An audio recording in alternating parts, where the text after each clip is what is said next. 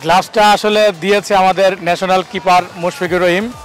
সে আমাদের দুই batsman centurion আর একটা ব্যাটসম্যান ছিল লাস্টের দিকে নেমেছিল আলিফ, তাকে গিফট করেছেন।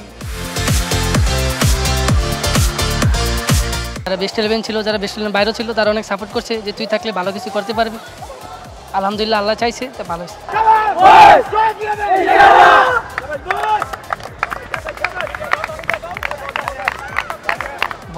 বোলিংয়ে তো মুস্তাফিজের মনে হতেছে, আর ব্যাটিংয়ে বিরাট কোহলি।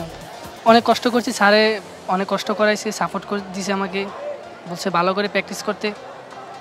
এতে আল্লাহ দিছে, হয়ে গেছে।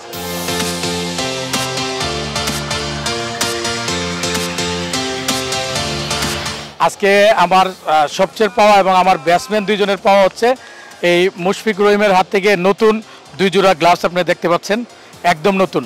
মুশফিকুর রহিমকে আমাদের কদমতলা পূর্বশা স্কুল অ্যান্ড কলেজের পক্ষ থেকে ধন্যবাদ ও কৃতজ্ঞতা প্রকাশ করছি। আজকে তারা তাদের ব্যাটিংয়ের পারফরমেন্সের উপর সর্বোচ্চ উপহার তারা পেয়ে গেছে। আমার টিমের 11 জনই ব্যাটসম্যান, ম্যাক্সিমাম প্লেয়ারই অলরাউন্ডার। যে যখন যেটা দরকার সে ব্যক্তিগত পারফরমেন্স করে যাচ্ছে।